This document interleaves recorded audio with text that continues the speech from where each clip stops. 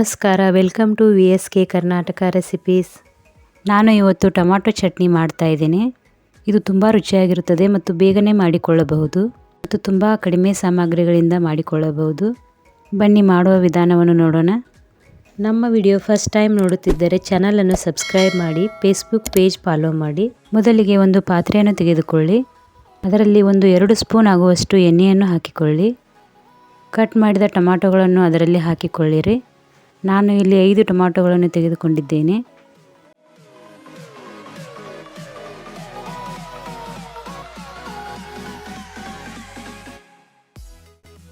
ಟೊಮಾಟೊಗಳ ಮೇಲೆ ಸ್ವಲ್ಪ ಉಪ್ಪನ್ನು ಉದುರಿಸಿ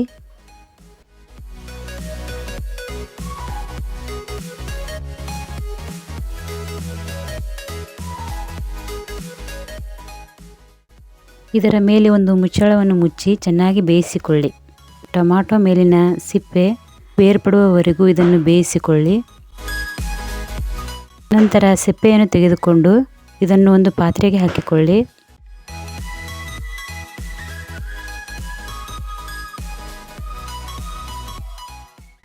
ಈಗ ಅದೇ ಪಾತ್ರೆಯಲ್ಲಿ ಸ್ವಲ್ಪ ಎಣ್ಣೆಯನ್ನು ಹಾಕಿಕೊಳ್ಳಿ. ಇದರಲ್ಲಿ ರುಬ್ಬಿದ ಬೆಳ್ಳುಳ್ಳಿ, ಸಾಸಿವೆ, ಜೀರಿಗೆ ಹಾಕಿಕೊಂಡು ಚೆನ್ನಾಗಿ ಫ್ರೈ ಮಾಡಿಕೊಳ್ಳಿ.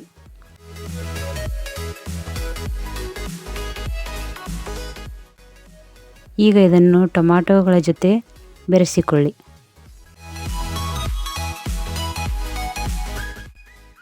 ಈಗ ಇದರಲ್ಲಿ 2 ಸ್ಪೂನ್ ಖಾರದ ಪುಡಿ, ರುಚಿಗೆ ತಕ್ಕಷ್ಟು ಉಪ್ಪು, ಧನಿಯಾ ಪುಡಿ 1 ಸ್ಪೂನ್, ಸ್ವಲ್ಪ ಗರಂ ಮಸಾಲೆ ಮತ್ತು 2 ಕಟ್ ಮಾಡಿದ ಈರುಳ್ಳಿಯನ್ನು ಹಾಕಿಕೊಳ್ಳಿ. ಸ್ವಲ್ಪ ಕೊತ್ತಂಬರಿಯನ್ನು ಹಾಕಿಕೊಳ್ಳಿ.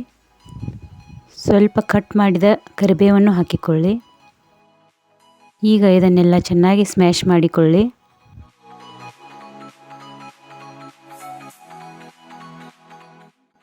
ಈಗ ಟೇಸ್ಟಿಯಾದಂಥ ಟೊಮಾಟೊ ಚಟ್ನಿ ರೆಡಿಯಾಗಿದೆ.